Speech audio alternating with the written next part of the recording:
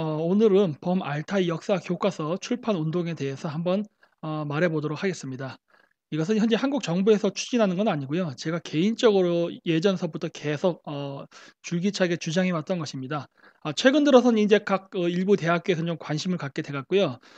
진짜로 이거를 할 수 있는 조금 그 탄력을 받게 됐는데 한번 어떻게 될지 안 될지 한번 잘 시도해 보도록 하겠습니다. 제가 이 역사 교과서 출판에 대해서 관심을 갖게 된 이유가 있습니다.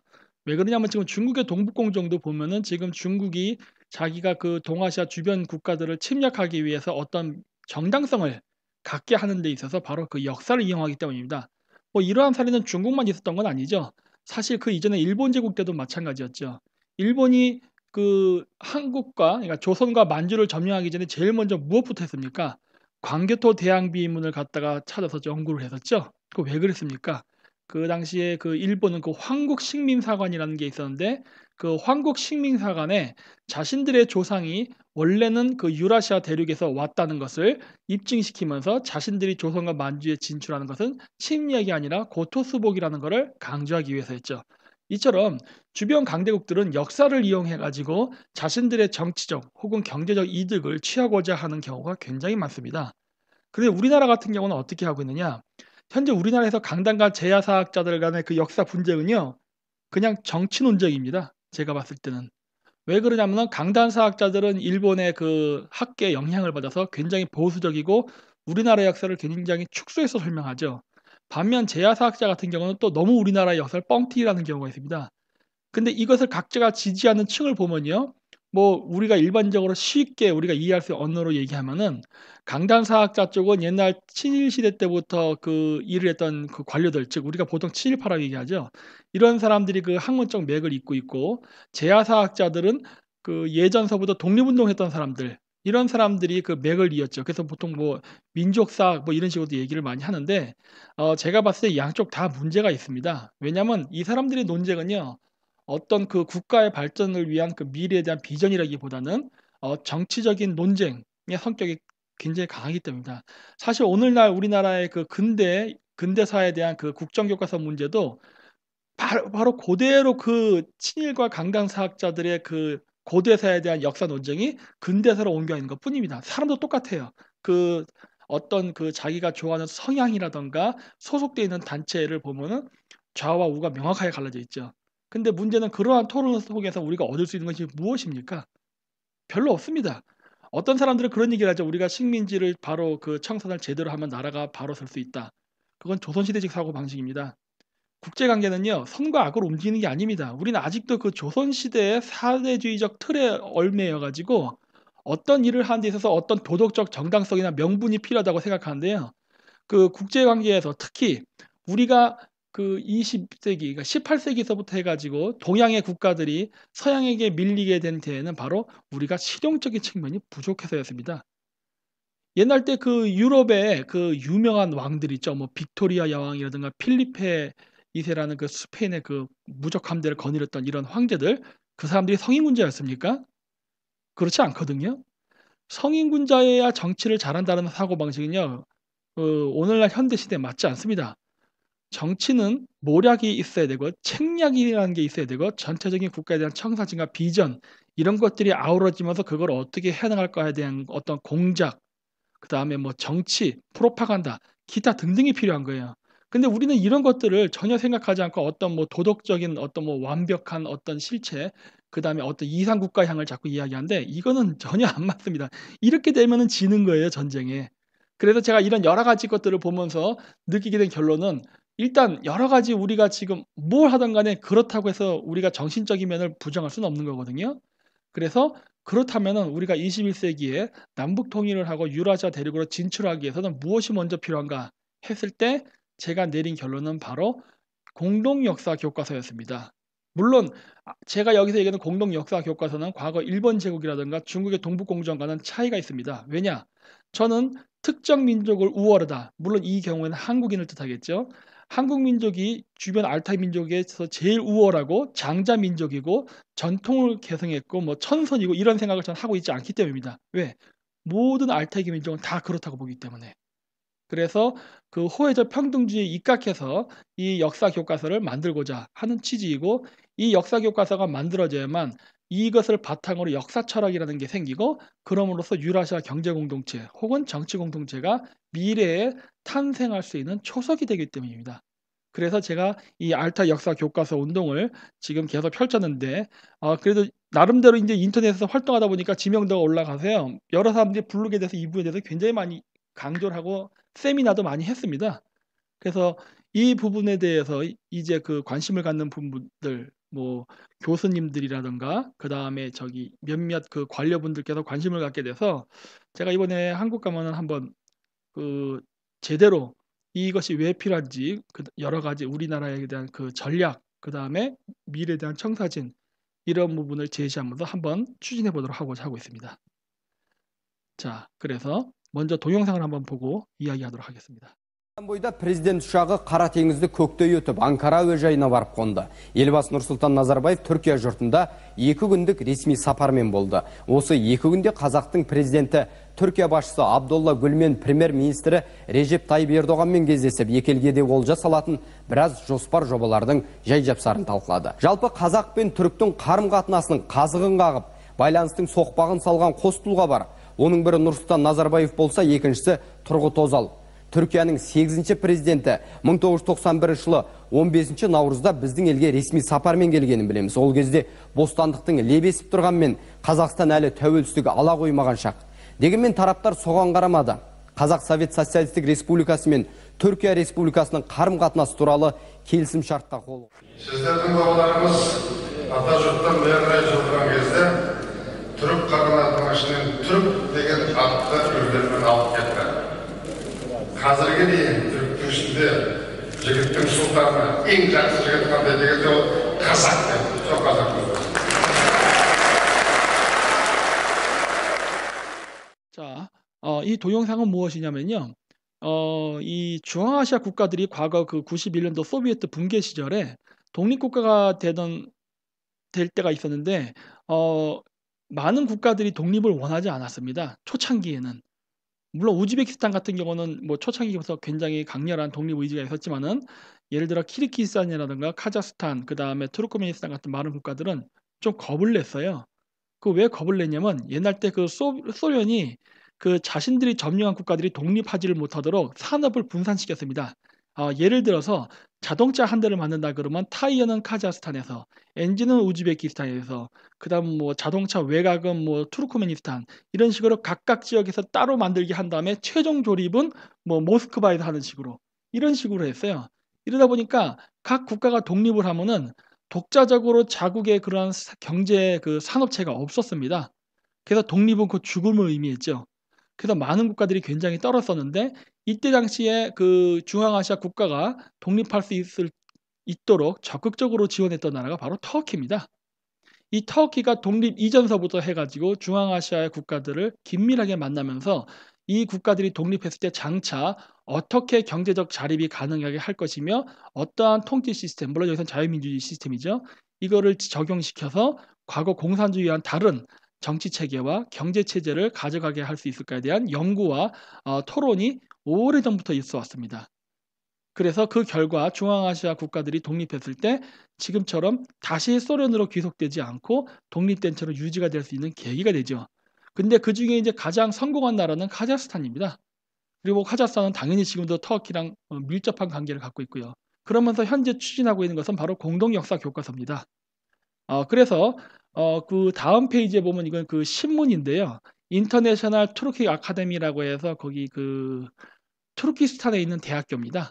거기에 가면은 그 이 대학에서 쓰는 역사 교과서가 있어요. 원래 인터내셔널 투르키 아카데미는 뭐냐면은 그 범투르크주의적 사상에 입각해서 투르크계 언어를 쓰는 사람들, 물론 여기서 터키의 지원이 많이 있었습니다. 이런 사람들이 카자흐스탄에 가가지고 대학교를 설립해 준 거예요. 물론 지금은 이제 카자흐스탄도 돈이 많으니까 자체적으로 이걸 운영하고 있죠. 그래서 하는데, 이 지역 대학의 학생들이 각종 기술을 배웁니다. 이거 안에 나중에 제가 보여드리겠지만 들어가 보면요, 여기는 이과예요. 근데 우리는 그러죠. 이과가 왜 역사를 배워? 이과가 왜 그 인문학을 배워? 이런 우리 의식이 있지 않습니까? 근데 이 카자흐스탄 같은 경우는 지금 갓 독립하고 기술이 굉장히 부족합니다. 컴퓨터 기술, IT 기술, 뭐 그다음에 뭐 화학, 물리학, 의학, 기타 등등. 그런데 그러한 여러 이공계 관련 기술을 배우는 학생들에게 역사를 교육시킵니다. 그래가지고 하는데 역사를 그냥 가르칠 때 있어서 단순하게 그냥 우리 카자흐인들이 잘났다, 우리 카자흐인들이 세계 최고다, 이런 식의 교육을 하는 게 아니라 우리는 주변의 여러 국가들과 형제다예요. 그러면서 고대사의 역사를 공유하고 있으며 우리는 장자 하나로 뭉쳐야 될 어떤 뭐랄까 하나로 뭉쳐야 될 어떤 통일을 해야 될, 뭐 정치적으로는 아니더라도 문화적으로라도 해야 될 어떤 의무가 있다라는 것을 많이 가르칩니다. 그러면서 나온 게 바로 지금 여기 써 있는 오르탁 투르크 타리크라는 건데, 이 책은 이 의미는 뭐냐면 공동 투르크 역사라는 소리입니다. 그래서 이미 카자흐스탄은 예전부터 이 이야기가 범투르크주의 이후에 범투르크주의 역사 교과서를 만들자는 거는 거의 한 2008년도 정도부터 나왔었어요. 그래가지고 2015년에 드디어 결실을 맺었죠. 그래가지고 이 책이 나왔는데, 이 기사의 내용은 무엇이냐면은 여기 제가 지금 한글로 번역해놨죠. 뭐냐면은 이 교과서를 카자흐스탄에 있는 다른 지역의 일반 초등학교의 교재로도 역사 교과서로 도입하는 것이 좋겠다라고 생각하는 거예요. 근데 그것뿐만이 아니라, 그러니까 즉 국내에서만 가르칠 것이 아니라 이걸 나아가서 현재 범투르크주의 운동에 참가하고 있는 국가들이 있습니다. 적극적으로는 한 4개 국가가 참가했고, 그 다음에 더 포함시켜서 약 7개의 국가들이 좀 포함되어 있는데, 이 국가들에게 이 교과서를 적용시켜서 우리가 모두 한 민족으로부터, 한 조상으로부터 갈라져 내려왔다는 것을 가르치자라는 것을 국제적으로 공인받고 교과서로서 사용을 시키도록 하고자 하는 시도를 지금 현재 하고 있습니다. 근데 지금 현재 이것이 지금 적용이 되는지 잘 모르겠어요. 저도 지금 현재 한국에 있고 카자흐스탄 안 가봤기 때문에 제가 이번 한 8월쯤에 가보려고 하는데, 가면 제가 한번 확인해 보도록 하겠습니다. 그런데 이러한 역사 교과서를 만드는 데는 이유가 있습니다. 우리는 그거밖에 안 하죠. 우리나라에서 역사 배우는 이유는 뭡니까? 민족의 정체성 확립, 친일 청산, 이거밖에 없어요. 자, 그럼 저한테 한 가지 질문이 있어요. 그럼 그걸 하면 무엇이 좋아지죠? 왜냐면 제가 이 얘기를 한 이유가 있습니다. 왜냐면 제가 항상, 저는 원래 역사를 좋아했었어요. 물론 그렇지만 역사를 전공하지 못하고 국제 관계를 했습니다. 왜? 저희 부모님이 싫어했거든요. 역사 공부하면 밥이 나오냐 떡이 나오냐 그러는데 안 나오죠. 우리나라에서 지금 가르치는 방식대로 한다면, 그거는 강단사학자들의 방식이 됐던 재야사학자들의 방식이 됐던 어느 쪽을 선택하던 역사를 공부해서 밥이 나오고 떡이 나오진 않습니다. 그 사람이 교수가 되지 않는 이상은. 그런데 이 중앙아시아 사람들은 굉장히 실용적이라는 거죠. 이 사람들의 관점은요, 지금 어떻게 되냐. 우리나라가 아까 얘기한 건 뭐였죠? 친일청산이라든가 역사 바로 세우기죠. 근데 역사 바로기란 세우는 정의가 무엇이냐는 거예요. 여기 범투르크주의 운동자들이 얘기하는 역사 바로 세우기라는 것은 제일 먼저 무엇입니까? 조국 근대화입니다. 러시아의 식민지를 당하면서, 그리고 공산주의 체제 안에 있으면서 경제가 굉장히 낙후됐거든요. 이 낙후된 경제를 지금 서방 국가 같은 굉장히 세련된 경제 구조, 그 다음에 발달된 정치 시스템을 갖게 하는 것이 역사를 바로 찾는 것에 대한 기본이라고 생각하는 거예요. 이거 우리나라 과거 1960년대 70년대 굉장히 닮아 있죠. 그러니까 이 사람들이 생각한 역사 바로 세우기는 조국 근대가 첫 번째입니다. 그럼 두 번째는 무엇이느냐? 바로 공동 역사 교과서 편찬을 통한 융합적, 통합적 세계관이에요. 그래서 여기 보시면은 여기 러시아랑 터키 정상이 서로 앉아 있죠. 나중에 뒤에서 설명하겠지만 범투르크주의의 원래 발생의 기원은 제정 러시아의 침략에 저항하기 위한, 즉 항러시아 정신으로부터 시작했습니다. 하지만 오늘날의 범투르크주의 정신이라는 것은요, 물론 항러시아 정신이 없다는 건 아니에요. 있긴 있습니다. 있지만은 현실적인 문제, 즉 강력한 러시아라는 국가가 존재하고 러시아 연방성에 속한 수많은 투르크 국가가 있지만, 그렇다고 해서 그 국가들을 내팽개칠 수도 없고, 그렇다고 해서 러시아랑 친해질 수 없는 이 중간의 딜레마 상황 속에서, 그러면 어떻게 우리가 러시아를 견제하면서 러시아와 동등한 수준으로 군사력과 경제력을 키울 수 있을까에 대한 고민이 있어요. 그래서 범투르크주의 운동 속에는 바로 경제 교류와 경제 개발이라는 것이 핵심적으로 숨어 있습니다. 그래서 범트루크 역사 교과서를 만들고 여기에 참여하는 국가들은요, 단순히 뭐 우리 트루크 민족이 뭐 세계에서 제일 잘났다, 우리가 뭐 종주국이다, 뭐 이런 거를 강조하려는 것보다는 뭐 그러고 싶은 마음이야 마음속에 굴뚝같이 있겠지요. 하지만 그런 것을 내세우기보다는 그러한 것을 통해서 그 투르크계 민족 국가들이 하나라는 공통 의식 속에서 경제 교류와 경제 발전을 취하자. 이것이 제1차 목표입니다. 그래야만 그 다음에 강력한 국가가 형성되고 그 다음에 우수한 문화 이런 것들이 만들어지면서 비로소 세계적 종주국이 가능한 거죠. 그렇기 때문에 이 사람들이 생각하는 것은 바로 이런 아주 현실적인 그 접근이에요. 우리나라의 그런 과거 그 유교식 사고방식과는 좀 다릅니다. 그래서 요거는 그 대학교의 그 홈페이지인데 여기 자 동영상을 한번 보여드릴게요. 어딨냐? 네. 그래서 요거는 그 아흐메트 야사위 대학이라는 건데 투르키스탄에 있습니다. 투르키스탄은 카자흐스탄에서 제일 그 유명한 역사적 도시죠. 그래서 여기 보시면 여러 가지 목차들이 쭉 있죠. 그래서 뭐 여기 어떠한 과목을 가르치고 있는가 해서 밑에 쭉 나오는데 여기 보면 이게 주로 이게 이 이공계 대학입니다. 그래서 각종 교육. 저는 여기 가서 역사 교육을 한번 하려고 지금 마음 먹고 있습니다.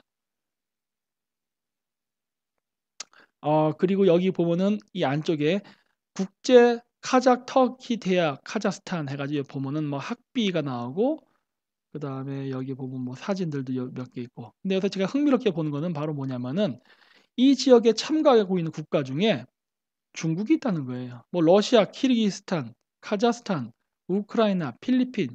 근데 여기 중국이 있어요. 그래서 중국 한번 봤죠. 봤더니 뭐야? 중국은 이미 카자흐스탄에서 범turku지 운동을 하면서 만든 대학교 속에다가 중국이 이미 접근을 해가지고 여러 가지 유학 프로그램이든가 개발 프로그램을 만들어 놨다는 거예요. 야, 진짜 이거 대단한 거죠, 진짜. 우리나라는 지금 뭘 합니까? 강단사학자들은 아예 고대사에 대해서 쳐다보지도 않고 그냥 현실 고수만 하려고 그러고 재야사학자들은 우리가 잘났다, 우리가 세계 최고다, 맨날 한민족의 뭐 언어가 뭐 세계 인류언의 기원이다, 뭐 이런 얘기만 하고 있는데 중국 애들은 그런 거 우리가 하고 오면서 자만심에 빠져 있을 때 이렇게 중앙아시아의 국가들, 특히 중국이 지금 제일 위협스럽게 느끼는 게 뭡니까? 바로 신장 위구르 자치의 분리라던가 각종 그 소수민족의 분리 독립운동이죠. 그중에 가장 거세게 저항하는 사람들이 바로 위구르입니다. 투르크인들이에요. 그래서 이런 투르크인들의 독립 의지가 어떤지, 어떻게 연계되어 있는지, 무엇을 하는지를 알기 위해서 속속 다 들어가 있지 않습니까? 물론 이들은 그 프로파간다를 갖고 있죠. 중국의 동북공정 속에는 굉장히 유연함이라는 게 있습니다. 우리나라 제야사학자와 동북공정을 비교하면요, 학문적으로 제가 봤을 때에는 중국의 동북공정이 한국의 제야사학자들의 역사관보다 우수합니다. 왜 그러느냐?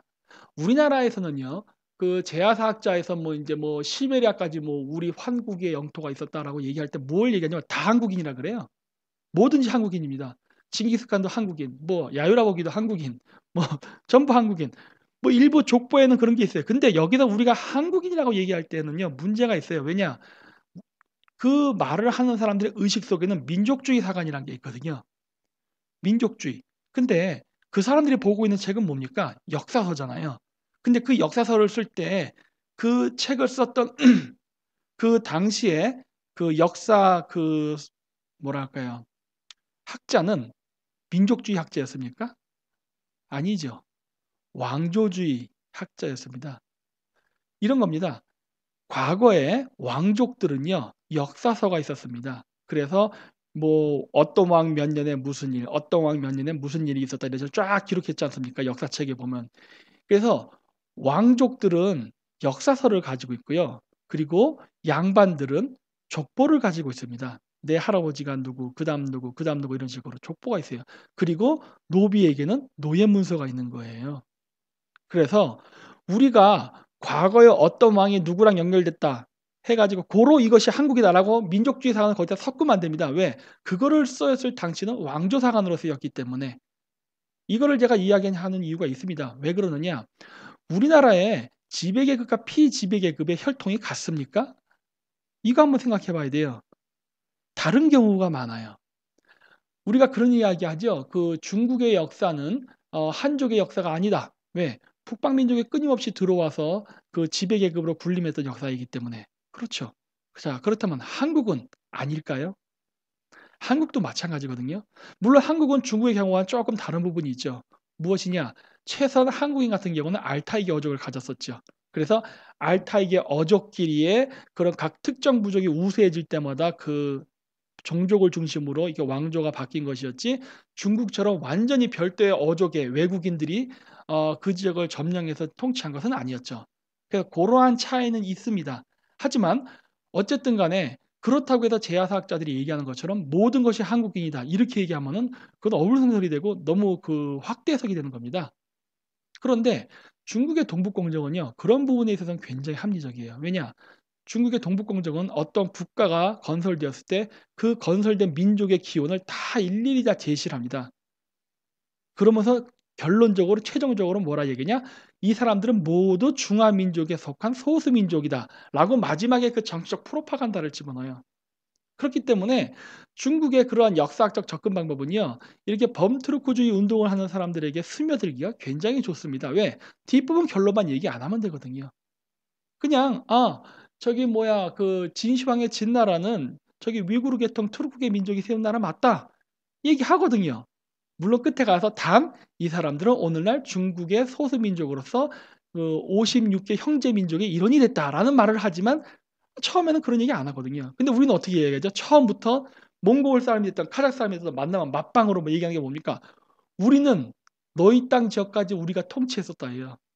그러면서 형제 민족이라는 걸 얘기하는데 우리가 형, 네가 동생 이런 식으로 상하를 나누려고 그래요. 이런 부분이 있기 때문에 제야사학자들의 그런 역사관도 이 유라시아라든가 다른 지역에 확산이 안 되는 겁니다. 오히려 중국이 확산이 돼요. 따라서 중국은 이런 식의 그 동북공정을 하면서도 굉장히 치밀함을 보여가지고 굉장히 체계적이고 효율적으로 그 주변 국가들을 그 많이 탐색하고 있습니다. 그리고 연구를 하고 있어요. 사실 이런 거 우리나라도 해야 되는데 뭐 우리나라 정부는 뭐 아무것도 안 하고 있죠. 자, 그래서 이제 범투르크주의에 대해서 한번 알아보도록 하겠습니다. 이거 위키피디아에서 따온 건데 투란주의, 범투란주의, 범투르크주의는 19세기 유럽의 범게르만 그다음에 범슬라브주의처럼 범민족주의 사상의 영향을 받아 만들어진 문화적 그리고 정치적, 이거 정치적 중요합니다. 정치적 운동으로 유라시아 내륙에 사는 제민족들 중 문화, 언어, 인종적으로 투르크계 민족과 관련이 있는 사람들이 서로 연대해야 할 필요가 있음을 강조했다는 거예요. 왜 그랬느냐? 이건 당시 그 제장 러시아의 동방 정책 때문입니다. 제장 러시아의 동방 정책으로 인해서 그 시베리아 지역에 있던 수많은 유목 민족들이 몰락하게 되죠. 그리고 당시 그 투르크 민족 중에 일종의 그 맏형이라고 해야 될까? 그 주도적인 국가였던 오스만 제국이 이때부터 러시아에게 밀리던 시기였거든요. 그래서 이 당시에 이런 위기의식 속에서 그 제정 러시아에게 침략당해서 점령당한 지역의 투르크인, 물론 지금 여기 중앙아시아의 카자흐스탄이라든가 우즈베키스탄 이런 나라들도 포함됩니다. 이런 지역의 민족들과 아직 제정 러시아에 점령당하지 않고 생존해 있는 그 오스만 제국, 이러한 지역에 있는 투르크계 민족들은 함께 힘을 합쳐서 러시아에 대적해야 된다라는 사상이 범투르크주의의 기원이 됩니다. 그런데 이러한 범투르크주의는요, 단순히 중앙아시아라든가 동유럽뿐만이 아니라 일본에서도 유행했다는 겁니다. 제가 보여드릴게요. 여기 보면 뭐냐, 1920년대 일본인 사이에서는 범투르크주의가 인기였다. 일본의 투란주의자들은 헝가리와 일본인은 공동 조상을 공유하고 있으며 일본인의 선조는 밑 오타가 났네요. 유라시아 지역에서 유래했으며 일본 본토에 이주했다고 주장했다. 그래서 그 당시에는 일본에는 투라니안 내셔널 얼라이언스, 그다음에 투라니안 소사이어티 오브 재팬, 그다음에 제페니스 헝가리안 컬처럴인데 또 오타가 있네요. 오타 참 많네. 어소시에이션 등의 조직들이 설립되었으나 현재는 이 모든 조직들이 해산되었다라고 되어 있어요. 이거 왜 그랬느냐? 당시에 일본은요, 그 범투르크주의를 이용해 가지고 자국의 이익을 확산시키고자 했습니다. 이 범투르크주의와 그 당시 일본의 황국사가는 하나로 연결이 됐었습니다. 그래서 조선에서 얘기가 나오는 그 내선 일체, 일본과 조선의 국민은 하나의 조상으로부터 왔다는 이야기도 바로 이 범투르크주의의 영향을 크게 받은 거예요. 오늘날은 근데 이것이 없습니다. 왜 없느냐? 그것은 일본인들이 그렇게 생각을 하지 않아서가 아니라 메가더가 일본을 패전시킨 다음 일본을 통치하면서 일본인의 민족의식, 일본인의 문화를 말살시키기 위해서 대대적인 역사 개조 작업에 들어갑니다. 그러면서 일본인들은 원래 섬에서 태어났고 원래 섬에서 살았다는 식의 고립적인 역사관을 가르치기 시작해요. 마치 일본이 우리나라에게 식민사관을 가르칠 때 너희는 원래 조선 땅, 즉 한반도에만 살았어 라고 가르친 것처럼 메가더도 똑같이 일본에다 그러한 역사 교육을 하죠. 그러면서 일본의 다시 혹시라도 다시 경제를 재건한다든가 군사적으로 강국이 됐을 때 과거 일본 제국처럼 확장적인 국가가 되지 못하도록, 강대국이 되지 못하도록 정신적인 개조 작업을 했었습니다. 그러다 보니까 그러한 과정 속에서 일본인들이 갖고 있었던 여러 가지 범투르크적 의식, 자기들도 그 중에 한 일원이며 조상이 같다라는 그런 의식을 일깨워줄 만한 각종 사회단체 조직들을 모두 해산시켜 버렸습니다. 그래서 여기 보면은 무슨 글이 나오냐면 이렇게 이 해산된 이유가 뭐냐? 왜냐하면 일본인은 중앙아시아인이나 투르크인들과 유전적으로 연결되어 있지 않았기 때문이다. 최근에는 중앙아시아인들을 일본의 우익단체들에 의해 미지의 야만민족으로 인식되어 조몽인을 일본인의 조상으로 인정하는 추세가 증가하고 있어 중앙아시아인들에 대해서 나쁜 감정이 증가하고 있다. 메가더 장군의 작품이죠. 그러니까 우리나라의 역사가 많이 파괴된 거는 일본 제국의 작품이라면은 지금 현재 일본인의 정신이 저렇게 막간 데에는 메가더의 신탁 통치가 큰 역할을 한 겁니다. 그러니까 이게 역사를 어떻게 인식하냐에 따라서 그 민족의 흥망성쇠가 결정된다는 걸 알 수 있죠. 어쨌든 오늘날의 이러한 일본의 그러한 뭐랄까 외국인에 대한 거부감. 근데 저는 그렇게 생각 안 해요. 전 외국인에 대한 거부감은 없습니다. 그리고 저는 우리에게 우호적인 외국인에 대해서는 저희도 우호적이어야 된다 봐요. 근데 우리에게 적대적인 외국인은 당연히 우리도 적대적이 되고 구별을 해야 되는데 오늘날 일본의 우익단체들은 굉장히 적대적이죠. 과거 일본 제국 때에는 굉장히 호의적이었는데 지금의 일본 우익단체들은 적대적입니다. 왜 그럴까 이거? 이번 시간에 제가 설명을 다 할 수 없지만은 일본의 우익단체 기원이는요. 사실 일본 메가더의 GHQ 신탁 통치 시절에 만들어졌습니다. 그래서 일본의 우익단체들은 미국의 이익을 대변하지요. 이런 상황은 사실 우리나라의 그런 상황과도 매우 비슷한 면이 있습니다. 여하튼 간에 그래서 일본인들도 당시 범투르크주의에 굉장히 호의적이었고 그리고 동참했었습니다. 우리나라도 지금 동참을 해야 됩니다. 왜냐하면 지금 일본이 이렇게 할 수 있었던 이유는 뭐냐면 당시 메이지 유신 이후에 여러 유럽이라든가 세계를 여행하면서 국제 정세를 알게 됐기 때문이거든요. 그래서 이 범투르크주의가 바로 유럽으로부터 들어온 겁니다. 직접 가서 공부해서 가져온 거예요. 자, 그래서 일본이 범투르크주의에 참가했던 이유는 아까도 얘기했죠. 터키인들하고 똑같습니다. 우리나라의 민족사 관점처럼 얘기하면 당시 메이지 정부가 만약에 우리나라의 제야사학자 같은 관점에서 만약에 역사를 만약에 해석했다 그러면 어떻게 되느냐? 과거 에도 막부의 적폐를 청산하고 새로운 역사를 설립한다라고 얘기해야 되는 거예요. 왜냐? 지금의 메이지 정부를 건설했던 초슈파 사람들은요. 도쿠가 이에스에게 아작이 나갖고 쫓겨났던 사람들이거든요. 그래서 메이지 혁명을 일으킬 때 당시에 초슈파 사람들이 마음속 깊은 곳에는 도쿠가와 막부에 대한 토벌, 그리고 복수에 대한 감정이 굉장히 컸었죠. 그런데 정작 일본이 그렇게 해서 통일을 하고 난 다음에 시행했던 정책은 도쿠가와 막부의 처벌과 숙청이 아니라 그 사람들과의 융합과 조화였습니다. 왜? 자기네들끼리 내분을 일으키면 일으킬수록 주변 국가들의 강대국들의 간섭과 그리고 참가가 더욱더 심해지기 때문에 우리가 내분을 일으켜서는 안 된다 했어요. 그래서 그 당시에 일본은 대동단결을 해가지고 힘을 합쳤죠. 근데 내부적으로 합치는 것뿐만이 아니라 더 나아가서 일본이 그러면 과연 어떻게 하면은 강대국으로 다른 서양의 열강처럼 될 수 있을까라는 그러한 방법을 찾던 와중에 눈에 띄었던 게 바로 범투르크주의였죠. 그래서 일본이 범투르크주의 역사관을 도입하고 적극 활용했던 이유는 바로 첫째, 제정 러시아의 남하 견제입니다. 그리고 둘째, 유태인의 경제적 지원이었죠. 이 제정 러시아의 남하 경제를 했던 건요. 그 당시 가장 강대국이었던 나라는 영국이었죠. 미국이 아니라. 이 대영 제국이 러시아와 중동 지역에서 그레이트 게임이라 그래가지고 러시아의 남하와 그다음에 영국의 뭐랄까 러시아의 남하를 저지하는 이러한 굉장히 거대한 전 지구적인 그러한 군사 전략이라는 게 있었습니다. 그래서 일본은 이 범트루크지 운동을 이용을 해가지고 러시아의 적대적이었던 투르크계 민족을 자기 편으로 만듦과 동시에 영국을 대영 제국, 그 당시에 슈퍼파워 아닙니까? 이 슈퍼파워를 자기 편으로 만듦으로써 자국의 이익을 유리하게 하는데 이용하고자 했던 거죠. 그리고 그 외에는 당시 미국 신대륙을 건너가서 막 한참 미국 경제가 성장할 때 크게 돈을 벌면서 성장해서 대부호들, 주로 유태인들이 많았습니다. 이런 사람들에게 군사적 자금을 지원받기 위해서 이 범트루크주의를 이용하죠. 그래서 실질적으로 일본이 얻은 것이 무엇이었느냐? 바로 여기에 써 있다시피 시모노세키 조약으로 요동반도와 대만을 얻습니다. 그리고 조선을 독립시킵니다. 이 조선 독립시키는 거에는 일본 다른 목적이 있었습니다. 나중에 설명할게요. 그리고 영일 동맹을 맺죠. 그럼 뭡니까? 슈퍼파워와 한편이 된 거예요. 얼마나 좋아요. 세계에서 제일 싸움 잘하는 놈을 자기 친구로 만든 거예요. 그래야 다른 애들을 때릴 때 유리하니까. 그리고 카스트라테프트 밀약을 맺음으로써 장차 필리핀과 조선을 미국과 일본이 각각 나눠 먹자라는 약속을 하게 됩니다.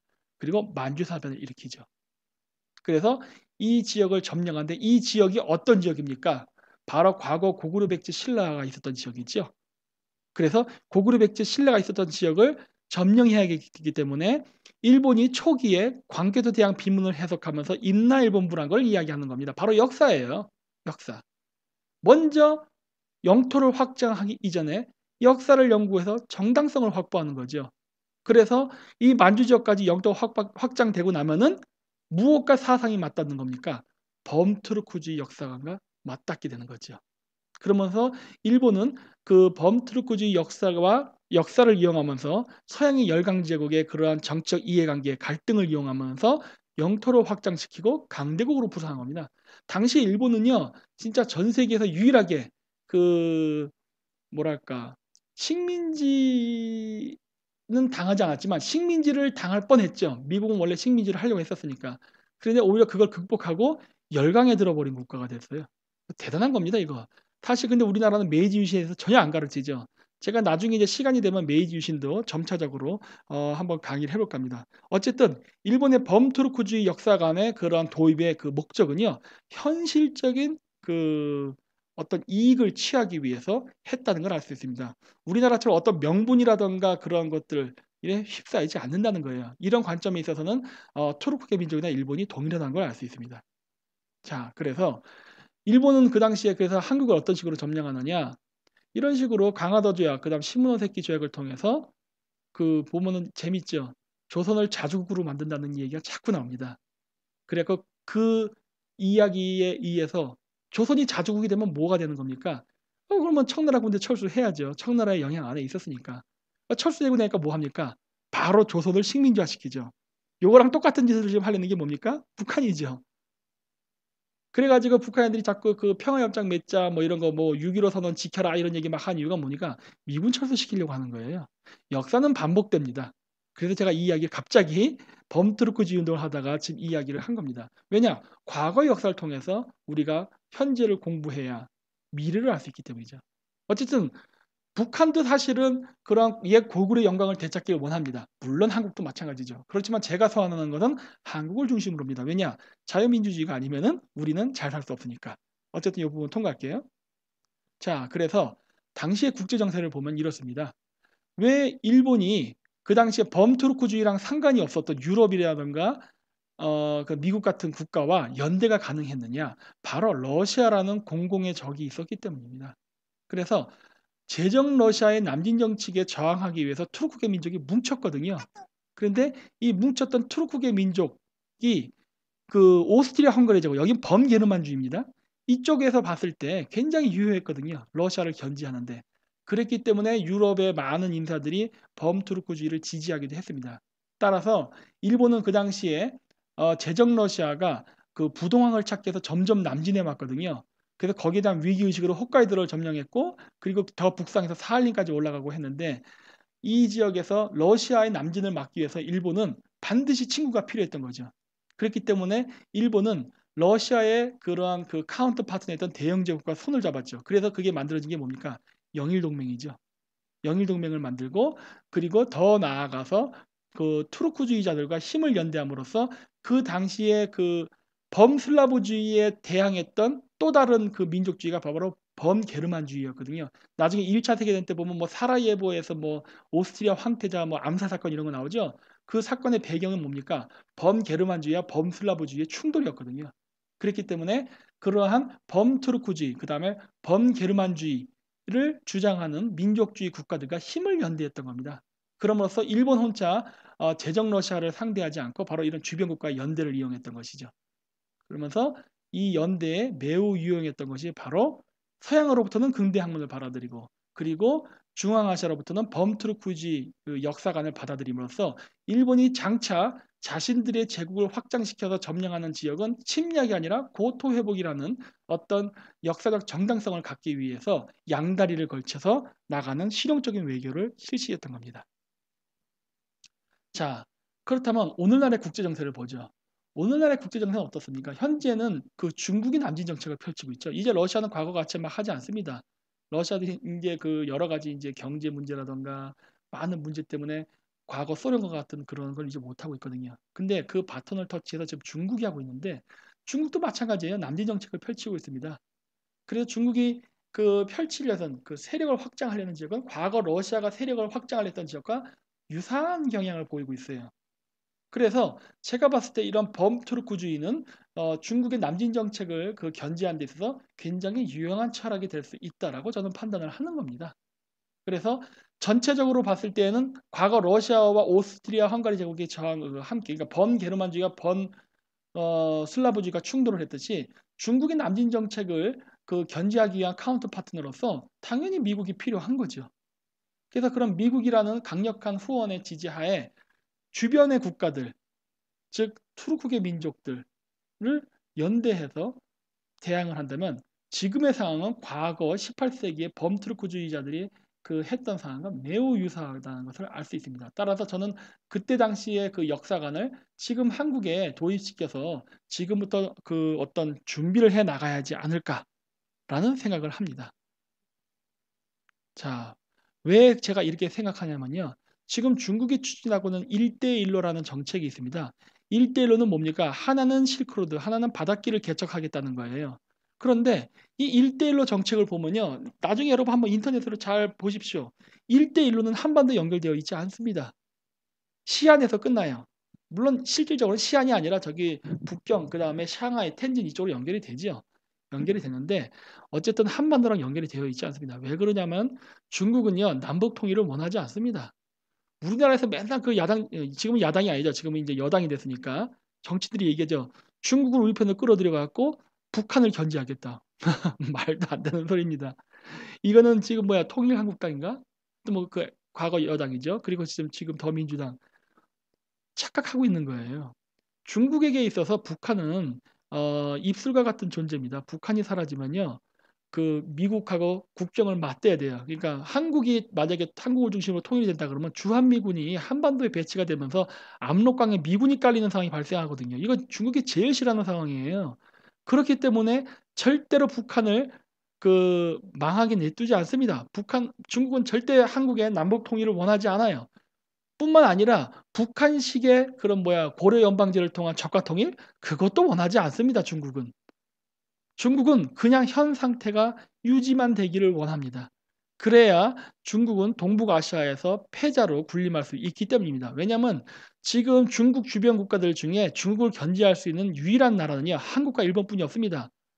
인도도 강력하지만은 인도가 그렇다고 해서 저기 티벳을 넘어서 중국을 공격하기도 어렵고 베트남도 아직 성장 중인데 아직 시간이 필요하고 러시아는 지금 중국하고 싸울 이유가 없죠. 그래서 제일 지금 중국 입장에서 눈에 가시 같은 나라는 한국하고 일본이에요. 그런데 공교롭게도 중국의 1대1로 정책에는 바로 한반도와 일본이 포함되어 있지 않습니다. 그런데 제가 예전 강의에도 보여드린 적이 있었을 겁니다. 평택에 차이나타운 만들고 있다고. 그것도 세계적으로 제일 큰 규모로. 그거 왜 하느냐? 평택 차이나타운을 만들어야 중국이 원하는 1대1로 정책을 수행하는 데 있어서 한국을 1대1로 정책 밑에 꼬봉으로 둘 수 있기 때문입니다. 자, 하나씩 보죠. 그래서 중국의 전략. 먼저 중국의 전략은요. 한반도 쪽을 연결하지 않는 게 전략입니다. 즉 남북 통일을 시키지 않는 게 중국의 목표입니다. 그래 놓고 바닷길을 통해서 중국 대륙으로 와서 중국서부터 실크로드가 출발하게끔, 그래야 그 중국이 나중에 실크로드의 패권을 장악했을 때, 그리고 바닷길의 패권을 장악했을 때 한국을 중국 아래에 종속시킬 수 있는 기반이 되거든요. 그래서 차이나타운을 한국에 건설하고 차이나타운을 통해서 한국을 통치하려고 하는 겁니다. 예전에 제가 얘기했죠. 차이나타운이 건설되면 거기에 많은 검은 돈들이 들어온다고. 그 검은 돈들이 바로 한국 정치인들을 매수하는 정치 자금으로 쓰이게 되는 거거든요. 그건 여야를 초월해서 다 쓰게 됩니다. 그렇게 되면 우리나라는 차이나타운에 들어와 있는 5%의 중국인들이 95%의 한국인들을 좌지우지할 수 있는 전형적인 동남아시아 국가를 만들게 되는 그 초석이 되는 거죠. 그렇게 그 한반도를 공략하고자 하는 게 중국의 전략이죠. 그 다음은 뭐냐? 바로 남북 영구 분단입니다. 남북 통일이 되면은 그 대륙적으로 철도를 뚫어야만 돼요. 근데 북한이라는 한국을 싫어하는 국가가 있으면요. 중국은 북한을 명분으로 해서 철도를 안 뚫어버리면 그만입니다. 그러면 한국은 계속 항구를 통해서 그 중국으로 교역을 의존할 수밖에 없게 되는데, 그 항구인 평택을 지금 중국이 장악하려고 있지 않습니까? 그래서 평택 항구만 장악하면은 한국은 중국에게 수출 수입을 모두 의존하게 되는 종속 국가가 되는 거죠. 이것이 바로 중국이 노리는 거 아닙니까? 그렇기 때문에 평택을 장악하고 평택을 중심으로 해서 한국의 경제를 완전히 정치적으로나 컨트롤하기 위해서는 남북의 분단은 반드시 필요한 것이죠. 그리고 해로 장악. 그래서 제가 예전 강의에도 비디오에도 설명했지만은 남중국해와 오키나와 센카쿠 열도를 중국화 시켜가지고 자국의 영토로 삼아 버리게 되면요. 이 지역의 미군은 배치대가 될 수 없게 됩니다. 왜? 국민들이 나가라 그러면 나가야지요. 엄청나게 대응하고 분신자살하고 난리치면 어떡합니까? 나가야지. 미군이 철수하게 되면 어떻게 되는 거죠? 바로 중국인들이 얘기하는 제1도련선이죠. 그 지역이 중국의 영해로 확보가 되는 겁니다. 근데 이 지역이 확보가 되면은 이제 우리는 수출 수입이 이제 막 엄청난 문제가 생기죠. 그리고 그다음에 하는 게 뭐냐? 역사 공정입니다. 아까 제가 얘기했죠. 범투르크주의 운동을 하고 있는 터키가 됐던 카자흐스탄이 됐던 각 대학에는 꼭 중국 애들 연구소가 들어가 있어요. 그거 왜 그래요? 범투르크주의 운동을 중국이 흡수해 버리려고 하는 겁니다. 그래야 중국 애들은 범트루크주의 운동을 보면 어디까지 나오냐면 징기스칸이 나오고, 그래서 유럽 지역까지 뭐 통치했다 뭐 이런 것들이 쭉 나오잖아요. 그거를 중국의 역사로 편입시키려고 하는 거예요. 그래서 범트루크주의 역사를 어떻게 중국 동북공정과 결합시켜서 자국의 역사를 흡수할까를 지금 연구 중에 있습니다. 이런 거 아마 한국 사람들 모를 겁니다. 그리고 마오이즘의 확산, 목택통주의라고 하는데, 이 마오이즘을 확산시키는 것은 이유가 있습니다. 반미적 성향의 국가들을 전 세계적으로 확산시키려고 하는 건데, 왜 그러냐면은 제가 예전에도 얘기했죠. 중국이 아무리 남중국해를 장악을 해도 자원은 대부분 남미나 아프리카, 중동 지역에 있기 때문에 거기서 수입해서 올 때 미군 기지가 있어서 갖고 오기 어렵다. 그래서 어떻게 하고 있느냐? 바로 그 지역에 마오이스트들을 파견시켜서 공산주의 운동과 함께 반미 운동을 전개해 나가는 걸 하고 있습니다. 물론 북한이 꼬복 역할로 이 일을 하고 있어요. 그래서 우리나라 꼭 야당 정치 뻑하면 부탄이나 네팔 가죠. 거기 마오이스트들 무진장 많습니다. 마오이스트들이 네팔에서 혁명도 일으켰었어요. 인도 저쪽 어디냐 동부 미얀마랑 국경을 접하고 있는데 이게 좀 이렇게 부채꼴 모양으로 된 땅이 있거든요. 그 땅에서도 마오이스트들이 독립운동을 일으키고 있어요. 왜? 인도 땅을 쪼개버리려고. 그리고 시리아, 이번에 트럼프 대통령이 저기 시리아에다 미사일 쐈죠. 트럼프에서도 마오이스트 운동이 있습니다. 물론 주사파 운동도 있어요. 왜냐? 북한 애들이 거기 가 있거든요. 여러분 시리아에 가면 김일성 공원이 있습니다. 그래서 거기에서 중국과 북한이 마오이즘 운동 혹은 주체사상 운동을 하면서 공산화 그리고 반미 운동을 펼치고 있죠. 그리고 또 어디서 하고 있느냐? 베네수엘라, 페루, 콜롬비아 이런 데서 하고 있습니다. 그 외에 또 아프리카 지역에서 다 하고 있어요. 이게 우리나라에서 언론들이 가르쳐 주지 않는 부분이에요. 북한은요, 굉장히 전 세계적으로 공산주의 확산에 참여하고 있습니다. 북한은 진짜 어떻게 보면 미국한테 있어 굉장히 골칫덩어리예요. 이게 그냥 북한 문제로 끝나는 게 아니라 북한은 자신들의 그러한 정치 이념, 공산주의를요 전 세계에 확산시키려고 있어요. 물론 중국과 함께. 그래서 이런 마오이즘 확산을 통해서 전 세계적인 반미 전선을 지금 만들려고 하는 게 중국의 전략이죠. 따라서 이러한 중국의 전략 속에서 우리의 국익은 어디에 있습니까? 없습니다.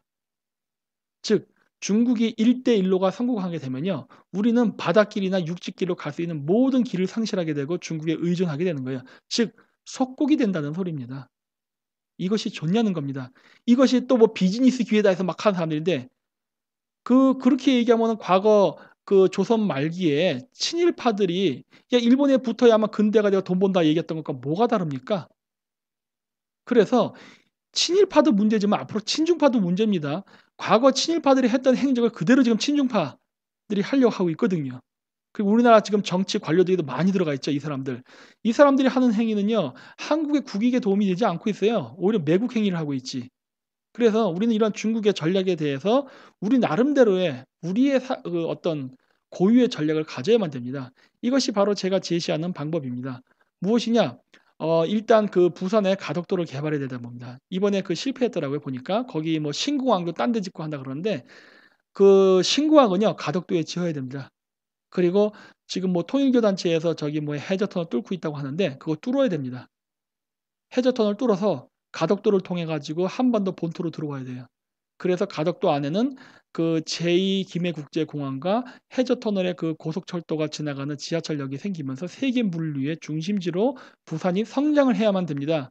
그리고 일본도 그렇게 해서 아까 앞지던의 지도에서 보여드렸던 것처럼 일본이 중국으로 통과하는 걸 우회하기 위해서 러시아 쪽으로 가는 철도를 가지 못하게 하고 한반도를 반드시 통과하게끔 만들어야만 되는 거예요. 그래야 한국이 세계 물류의 중심지가 됩니다. 그리고 한일 해저터널 이미 얘기했죠. 그다음에 한일 군사 동맹 강화. 왜 그러느냐? 아까 얘기했죠. 중국의 1대1로 그 바닷길에는 중국이 추구하고 있는 제1 도련선이라는 군사 작전 계획이 포함되어 있거든요.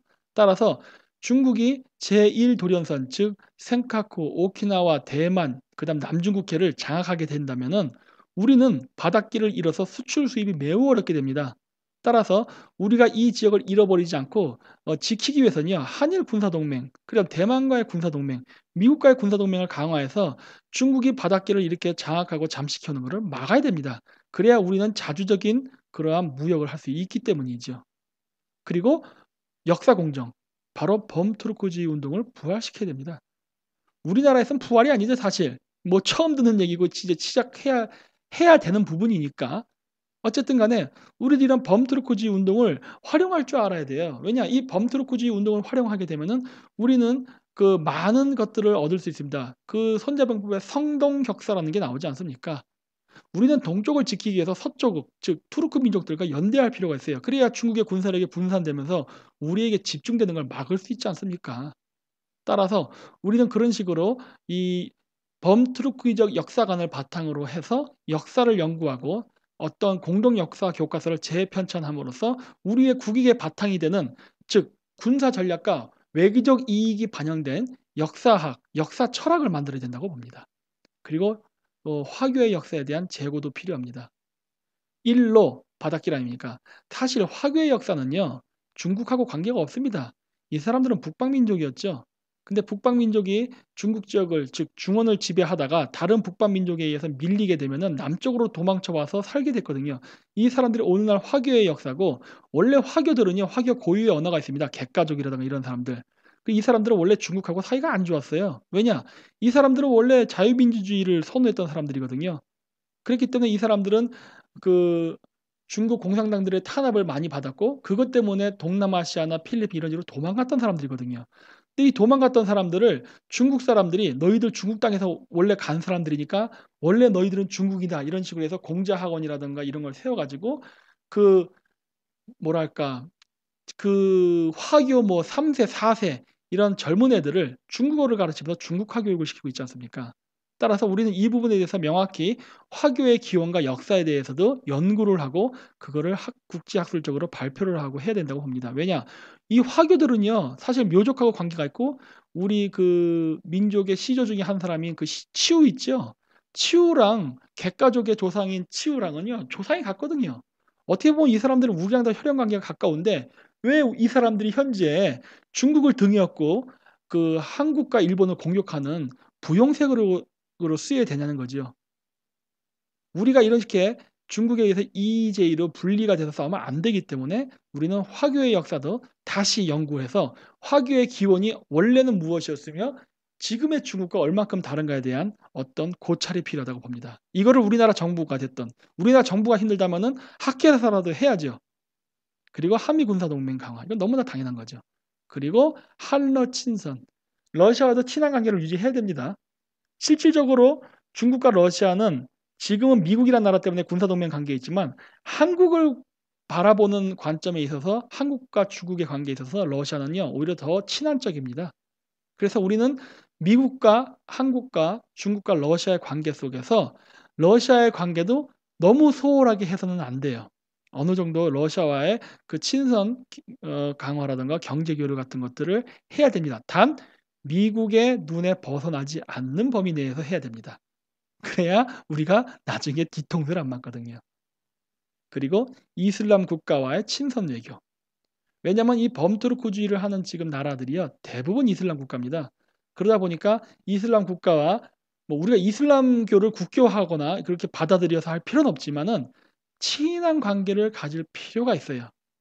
그래야 우리가 여러 가지 대외 외교적인 측면에서 많은 이익을 취할 수 있습니다. 근데 이 부분은 제가 동영상으로는 얘기를 할 수 없으니까 생략하겠습니다. 자, 그래서 우리가 이런 식으로 범투르크주의적 역사관을 받아들여서 우리나라도 중앙아시아 국가들과 함께 공동 역사 교과서를 만들어야 된다고 보는데 그때 우리가 가져야 될 원칙이라고 해서 제가 나름대로 정리를 해봤습니다. 이거는 제가 현재 진행되고 있는 범투르크주의 역사의 역사학자들 그리고 그런 사람들의 어떤 단점들도 일부 보완해 가지고 이렇게 하면 어떨까라는 하나의 제안 사항인데 뭐 첫째, 모든 우랄 알타역의 민족 국가는 동등한 지위를 가진다예요. 요 부분이 현재 지금 중앙아시아 국가들 간에 지금 삐그덕거리는 부분이거든요. 왜냐하면 지금 터키나 카자흐스탄이 너무 경제적으로 크다 보니까 주변 국가들이 두려워합니다. 요런 부분에 대해서 우리가 좀 배려를 할 줄 알아야 돼요. 그리고 각 민족들은 공동 역사 인식을 가지며 선민적 민족 의식을 배제한다. 이거 되게 중요합니다. 초기가 아니죠. 1991년도에 소비에트가 붕괴되고 독립국가 연합이 즉 CIS 국가, 중앙아시아 국가들입니다. 이 독자적인 국가가 되었을 때 처음에 범투르크주의자들이 터키에서 왔을 때는 환영을 받았어요. 왜냐? 서방 국가로부터 어떤 근대적인 학문, 근대적인 정치 체계를 배워야겠는데 서양은 너무 정서적으로 멀었는데 그래도 터키는 정서적으로 가깝거든요. 그래서 터키를 통해서 근대화를 배우려고 했는데 이 사람들이 와가지고 너무 터키인들의 민족 의식을 강조하다 보니까 나중에 반발을 갖게 됐습니다. 근데 이러한 성향은 우리 민족에게도 있지요. 우리나라 재야사학자들의 역사관을 보면 굉장히 한민족 지상주의적 성향이 강하죠. 이것은 나중에 우리가 범투르크주의 어떤 역사 철학과 그다음 공동 교과서를 적용을 해서 어떤 공동 연대 의식을 가져서 출발을 좋게 한다라도 나중에 문제가 생길 수 있는 가능성이 있기 때문에 그 선민적 민족 의식은 배제를 해야 됩니다. 그리고 종교를 이용한 정체성 확립을 지향한다. 여기서 제가 얘기하는 종교요. 왜냐하면 범투르크주의 운동을 하면서 나오는 그 정체성 중에는요 이슬람이 있어요. 왜냐하면 이 지역 국가들이 다 이슬람 국가이기 때문에 그렇습니다. 그러다 보니까 러시아 정교가 있기 때문에 거기에 대한 반발로서 이슬람을 종교를 자기 민족의 정체성으로 생각하고 러시아에 대한 반대 그 저항의 개념으로서 투르크계 언어를 바로 그 정체성의 기준으로 쓰는 거거든요. 근데 이것이 확장이 돼서 동서의 범알타이 투르크라는 개념으로 보게 되면요. 종교가 장애가 돼 버립니다. 왜? 우리는 이슬람 신자가 아니거든요. 그렇기 때문에 뭐 그렇다 해서 우리가 뭐 거기 가서 기독교 선교사를 퍼뜨리는 이런 것도 하면 절대 안 되는 거죠. 따라서 우리가 하는 범알타이주의라는 어떤 그 사상은 종교를 배제해야 됩니다. 특정 종교를 배제하고 그냥 역사 인식이라는 걸, 즉 어떤 사상을 그러니까 종교 대신 사상을 그 대체 수단으로 인용함으로써 그 이데올로기로서 우리를 하나의 공동체로 만들어야 되죠. 그리고 회원국의 학생들은 본국 외에 자유롭게 2개국 이상 해외 유학이 가능하게 해야 합니다. 이 이유는 뭐냐면요. 그 활발한 인적 교류가 일어나야 문화, 언어, 경제가 하나로 융합될 수 있습니다. 지금 당장은 아니지만은 계속 이런 식의 교류가 이루어지게 되면요. 몇백 년 뒤에는 하나의 공동체가 될 수 있는 가능성이 생기기 때문입니다. 그리고 그것의 시작은 역시 젊은 세대들부터 해야죠. 그러니까 이왕 공부를 한다 그러면은 꼭 그 나라에서 뭐 학사, 석사, 박사를 다 하는 게 아니라 본인이 원한다 그러면은 얼마든지 그 각 지역의 그 해외의 그 투르크계 국가들의 대학에 그 뭐 무시험으로, 왜냐면 시험이 있으면 또 힘들어지거든요. 그러니까 굉장히 입학이 용이하게 하게 해서 활발한 교류가 가능하게끔 도와줘야 됩니다. 그리고 각 회원국의 국민은 5년 이상 무비자 체류가 가능하면 1회 연장, 즉 10년까지 그 장기 체류가 가능하게 해줘야 됩니다.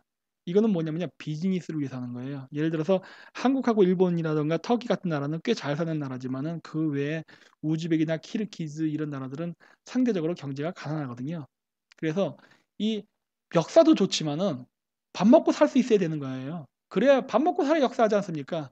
그렇기 때문에 이 사람들에게 먹고 살 수 있는 기회를 주기 위해서, 그 사람들이 먹고 살 수 있는 기회는 뭐냐면 공장 노동자예요. 어떻게 보면 우리나라에서 안 가려고 하는 3대 업종의 일인데 그쪽 입장에서는 이게 월급이 짭짤하거든요. 그 나라로 돌아가면. 그러다 보니까 그런 사람들에게 그런 경제 교류를 통한 외화벌이를 할 수 있는 수단을 제공해 주는 어떤 혜택을 해줘야 됩니다. 이왕 외국인 노동자가 필요하다면, 어차피 우리나라에서 외국인 노동자를 완전 배제할 수 없거든요. 그러니까 이왕 외국인 노동자가 필요하다면은 우리가 전략적으로 진출해야 될 지역, 그리고 우리에게 우호적인 민족들을, 그 외국인들을 우리나라에 초대를 해서 그 외국인 노동자로서 그 우리가 필요로 하는 그 중요 분야의 산업 역군으로 쓰는 게 오히려 좋습니다. 피할 수 없으면은 차선을 택해야겠죠. 그 다음에 물류의 이동 시 동일한 관세법을 적용한다. 이거 국경을 통과할 때마다 죄다 관세 내고 통관 절차 거치면요, 이 고속철도의 그 기능이 사라집니다. 한 번에 엄청난 초고속 스피드로 유럽까지 가야 될 거 아닙니까? 그렇기 때문에 그 물류가 국경을 통과하고 할 때 그 지역에 내려놓는 물건이 아니라면 그냥 논스톱으로 그 국경을 통과해서 빨리 저기 유럽으로 물건을 보낼 수 있게끔 하는 법안을, 관세법들을 만들어야 됩니다. 그리고 통화 발행권은 각 국가가 독립적으로 보유한다. 이거 왜 그러냐면요, 이번 EU 유럽연합의 실패를 봤기 때문입니다. 유럽연합의 실패 요인은 딱 하나입니다. 단일화폐였어요. 단일화폐를 하다 보니까 어떤 일이 생기느냐, 뭐 이상적으로는 좋아요. 우리가 하나의 단일화폐를 가지고 하나의 경제권을 갖는다. 이상은 아름답죠. 근데 문제는 뭐냐, 막상 실천 단계에 들어가니까 온갖 환투기꾼들이 와가지고 환율 조작을 하고 금융 공격을 하는데 막아낼 방법이 없었던 거예요. 과거에는 독일이라든가 프랑스, 영국이 각자 독자적인 화폐와 금융시장을 가졌을 때는 그렇게 환투 세력이 마음대로 판칠 수가 없었습니다. 그랬는데 이게 그 그리스라던가 그다음에 헝가리, 다른 그 경제적으로 좀 열악한 국가까지 전부 그 유럽 연합의 회원국으로, 이건 당연히 러시아를 견제하기 위한 군사 목적이 있었죠. 그러면서 회원수를 왕창 불리다 보니까 어떤 문제가 생겼냐? 후진국에서 금융 조작을 하면요, 영국, 프랑스까지 함께 붕괴시킬 수 있는 아주 쉬운 그러한 뭐랄까 취약점이 만들어지게 된 거예요. 따라서 이 범알타이주의를 한다면서 단일 화폐를 만들게 되면 어떤 일이 벌어지냐면, 이 범알타이주의를 경계하는 중국이 환율 공격을 하게 되면 바로 무너집니다. 또 혹은 그 미국이 공격할 수도 있죠. 왜냐면은 91년도 소비에트 붕괴 이후에 들어왔던 범투르크주의 운동이 중앙아시아에서 실패되게 된 결정적인 계기는 미국의 배신이었거든요. 터키가 기대 이상으로 중앙아시아에 강한 경제적, 정치적 영향을 끼치기 시작하자 범투르크주의 운동을 죽여버립니다. 그래서 이러한 여러 가지 그 위협적인 요소를 차단하기 위해서는요, 통화 발행권만큼은 각 국가가 독립적으로 보유하는 것이 저는 더 바람직하다고 봅니다. 그래야 우리가 그 부자 나라는 더 잘 살고 이러면서 좀 더 우리보다 못한 형제 국가들을 지원해 줄 수 있는 그러한 돈 지갑이, 여유 자금이 마련되거든요. 그래서 그러한 차원에서 통화 발행권은 독자적이어야 된다라는 생각을 하게 됐습니다. 자, 그렇다면 우리는 그럼 무엇을 해야 되냐? 이건 아까 거는 그냥 전체적인 법론이라면 이건 한국이 무엇을 해야 될 것인가인데, 저는 그 어떻게 생각하냐면 그 회원 국가들로부터 매년 1.25%의 이민을 받을 것을 저는 생각하고 있습니다. 여기 1.25% 이민은 그 외국인 노동자도 포함되지만 뭐 국제 결혼, 기타 등등, 아니면 아예 결혼을 해서 한국인과 결혼을 하는 게 아니라 그 온 사람들이 아예 그냥 한국으로 들어오는 것을 말합니다. 다만 무조건 이민을 받는 게 아니라 그 숫자를 한정해야 된다는 거예요. 매년 얼마씩 몇 명만 들어올 수 있다, 이런 식으로. 그러면서 들어오는 사람들은 우리가 각 산업에 필요로 하는 노동력들이 있죠. 그런 사람들을 공고를 내 갖고 우선적으로 받아들이는 식으로 우리에게 필요한 외국인들을 받자는 거예요. 그리고 왜 1.25%라고 했느냐? 우리나라의 출산율 때문입니다. 우리나라 출산율이요, 약 1.24 혹은 1.25%예요. 우리가 현재 현상 인구를 유지하면서 완만하게 인구 성장을 하려면요, 2.5%의 출산율이 필요한데 우리나라의 출산율이 지금 2.5%가 안 되거든요. 그래서 그 부족한 부분을 메꾸기 위해서 그런 겁니다. 그 메꾸는 것도 아기가 들어오면 안 되죠. 그리고 노인이 들어오면 안 되죠. 왜? 노인은 연금을 타야 되고 아기는 키워야 돼. 즉 비용이 발생하잖아요. 우리가 필요한 이민은 뭡니까? 돈을 벌어서 세금을 낼 사람들이에요. 바로 젊은 인력입니다. 그러다 보니까 제가 얘기하는 게 바로 국제결혼. 결혼할 때 뭐 할머니랑 결혼하는 거 아니지 않습니까? 그리고 외국인 노동자. 일을 해서 돈을 벌 수 있는 인력하면 다 이미 성장한 거예요. 우리가 쓸 비용 다 써서 다 성장했기 때문에 이제 지 몸값을 할 수 있는 사람들, 이런 사람들 받자는 겁니다. 그래야 우리나라가 지금 부족한 국민연금이나 그다음 저출산으로 인한 인구 감소로 인한 도시공동화 이런 것들을 다 막을 수 있거든요. 단 외국인을 받되 차이나타운 같은 외국인 공동체는 만들지 못하게 해야 됩니다. 이게 중요해요. 왜? 이왕 우리나라에 왔으면 한국인 국민으로서 살아야지 독자적인 그 외국인 공동체를 만들면 안 되거든요. 그렇게 되면은 우리 아까도 얘기했듯이 출산율이 감소하는데 그렇게 되면 우리나라가 점차 외국 국가화 될 거 아닙니까? 그러니까 그건 안 되기 때문에 어떤 외국인 타운은 만들지 못하게 하면서 외국인 이민을 필요한 사람들만 전략적으로 받자라는 게 제 생각입니다. 그리고 그 회원 국가들의 한국어 학교를 건설하고 한국 대학 그 유라시아 캠퍼스 뭐 예를 들어 서울대학교 뭐 알마티 캠퍼스 뭐 서울대학교 뭐 저기 뭐 타슈켄트 캠퍼스 이런 식으로 만들어서 그 지역 학생들을 교환 학생으로 한국에 또 데리고 와서 공부할 수 있게끔 해주는 거예요. 예를 들어 학사 코스 하면은 4년 중에 2년은 자기 나라, 2년은 한국 이런 식으로. 그래야 그 애들이 우리나라에 와서 한국어를 배워갈 거 아니에요. 한국어 대학교로 만들면 비용이 발생하지 않습니까? 건물도 지어야 되고 임대료 내야 되고 뭐 교사 월급도 줘야 되고 뭐 그렇게 뭐 다 하면 좋겠지만 비용이 발생하니까 이왕이면 걔네들이 우리나라에 와서 배워가는 것도 좋죠. 그 나쁘지 않은 방법이거든요. 그래서 이렇게 다각적인 방법, 한국에서도 배우게 하고 거기에서도 배우게 하는 식으로 해서 한국어를 확산시킬 수 있게끔 많이 노력하는 게 중요하다 봅니다. 그리고 과거 그 터키인들이 했던 것처럼 병원을 건설하고 봉사단 파견하는 거. 단 여기서 선교 활동은 절대 금지입니다. 봉사단을 가정한 선교 활동 이런 거 절대 하면 안 됩니다. 왜? 범투르크주의자들은 대부분이 이슬람 국가이기 때문에 이슬람 국가 가서 기독교 선교 활동을 한다는 것은 자살행위입니다. 이것은 범투르크주의 운동을 완전히 훼손하는 활동이기 때문에 절대 해서는 안 되고요. 말 그대로 그냥 봉사하는 사람이 가는 거예요. 선교는 봉사가 아닙니다. 그건 종교 활동이지. 그렇기 때문에 그러한 봉사단들을 파견해서 그 개발도상국 국민들에게 어떤 그 무상 의료 혜택이라던가 어떤 그 많은 그 병들을 치료함으로써 친환적 분위기를 전 국민들에게 그 투르크계 민족들에게 전파할 필요가 있다 봅니다. 그리고 유라시아 회원국과 교류할 수 있는 어떤 전담 부서가 생겨야 돼요. 그 무슨 어떤 무슨 청 이런 걸 만들자는 건 아니고 뭐 예를 들어서 뭐 외국인 출입국 관리 사무소 안에다가 뭐 이 부서를 만든다거나 왜냐 그것도 어떤 청을 만들게 되면 또 엄청나게 많은 예산이 소요가 되니까 그렇게 하지는 말고 되도록이면 예산을 적게 쓰면서 전담 부서를 운영할 수 있게끔 그렇게 한번 만들었으면 하는 게 제 생각이고요. 그 외에 그 한국으로 유학 오는 사람들에게 뭐 자금을 지원해 준다던가 그리고 그거랑 상관없이 아예 그냥 그 투르크계 민족의 국가들이 세운 대학교에 뭐 꼭 한국을 안 와도 상관없고 그냥 장학금을 지급해 주는 겁니다. 누구를 지원해 주냐? 똑똑한 애들에게. 이게 일본 애들이 하는 방식이거든요. 우리나라는 지금 어떤 식으로 지금 개발도상국에서 장학금을 지급했냐면요. 교회 나가는 애들한테 장학금을 줬습니다. 그래가지고 한국에서 예를 들어 몽골, 카자흐스탄 이런 데 있으면서 한국에 유학 가는 학생들 있잖아요. 교회 나오면 장학금 줬어요. 이런 식으로 한 거 이런 식으로. 근데 생각해 보십시오. 이슬람 국가에서 부자가 되면은 어느 종교를 믿을까요? 이슬람을 믿습니다.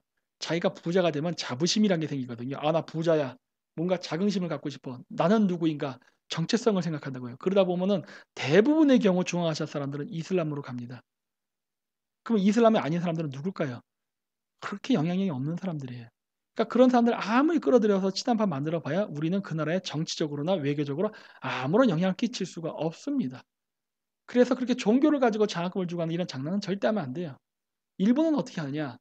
일본은 그 어떤 고등학교나 대학교에 가서 예를 들어서 뭐 수학 올림피아드에서 1 등을 한 학생, 혹은 뭐 어떤 대학교에서 뭐 외국어를 유창하게 한다든가 어떤 뛰어난 능력이 있는 학생들에게 가 가지고 "너 일본에 오면 내가 학비랑 생활비 다 내준다. 일본 유학 갈래?" 이런 식으로 제안을 합니다. 당연히 간다 그러죠. 그럼 이런 뛰어난 엘리트 인재들이 일본에서 공부하고 가면은 일본에 대해 어떤 생각을 갖겠어요? 당연히 친일파가 되는 겁니다. 우리나라도 장학금을 주려면요, 이런 식으로 줘야 돼요. 그래서 회안국대학교 장학금 및 한국 유학 지원을요, 지금의 방식이 아니라 지금 제가 말한 방식으로 바꿔야 된다고 봅니다.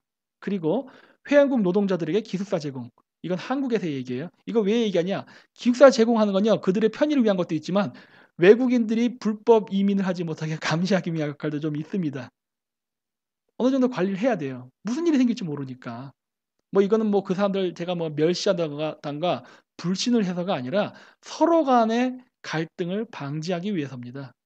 우리가 아무리 뭐 투르크계 민족들을 형제다 뭐 이런 식으로 의식을 가진다 뭐 이런 생각한다 하더라도요. 싸움은 늘 나기 마련이거든요. 같은 민족끼리도 술 먹고 싸우는데 어? 왜 더구나 우리 말도 안 통한 투르크 민족하고 어디 뭐 나이트클럽이 갔던 어디 가서 술 먹다 싸움이 날 수도 있는 거 아닙니까? 늘 사람 생활이란 건 그런 거니까. 그러니까 그런 분쟁이 났을 때 어떤 어 범죄 사건이 발생할 거를 예방하는 차원에서도 그 사람들이 사는 곳을요, 우리가 일괄 관리할 필요가 있어요. 그거는 우리가 외국인 범죄를 막는 것도 있지만은 그 사람들이 우리나라에서 한국 사람들에게 폭행을 당하는 것을 막기 위한 양쪽의 목적이 있기 때문에 해야 된다고 보는 겁니다. 그리고 그 각 지역에 파견되는 대사 및 영사는요, 현지 생활에 대한 경험이 있고 그리고 그 현지 언어를 할 줄 아는 사람만을 임명을 해야 됩니다.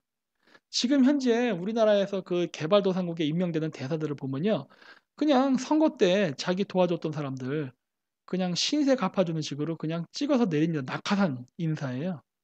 이러다 보니까 이런 사람들은요, 외교관으로 와서 어떤 외교를 하겠다는 의지가 없어요. 왜냐? 자기는 개국공신이거든요. 내가 얼마나 공을 많이 세웠는데 이 정도의 대접은 받아야지 하면서 가서 그냥 댕자 놉니다. 외교는 안 하고. 그러니까 이런 식으로 돼 가지고는 우리가 활발한 유라시아에 대한 어떤 실크로드 외교를 할 수 없거든요. 그렇기 때문에 그 지역 대사가 파견돼서 나가는 사람은 그 지역에서 공부를 했던, 살았던, 뭔가 관련 있는 사람을 보내야 돼요. 그래야 어떤 그 지역에 어떤 문제가 생겼을 때, 어떤 외교적으로 어떤 필요한 부분이 생겼을 때 그 대사가 적극적으로 움직여 갖고 어떤 문제를 해결할 거 아닙니까? 지금은 아무것도 못 하잖아요. 그래서 그 각 지역의 대사 영사 파견하는 인사 그 방식을 바꿔야 된다고 생각합니다. 자, 그래서 이런 식으로 해야만 우리가 앞으로 남북 통일 이후에 유라시아에 새로운 무역 루트가 생겼을 때 우리가 그 무역 루트에 그냥 중국의 일대일로에 얹혀가는 그런 어떤 무슨 그 깍두기 국가, 아니면 지금 미국이 보호하에 있는 바닷길을 그냥 빌려 쓰는 그러한 서구적인 자세가 아닌 보다 더 한 단계 업그레이드된 보다 더 주체적인 국가가 되기 위해서는 이렇게 유라시아 대륙에 적극적으로 참여해 가지고 여러 외교 정책이나 교육 정책, 언어 정책, 문화 정책을 펼쳐야 된다고 생각합니다. 네. 이상으로 마치도록 하겠습니다. 감사합니다.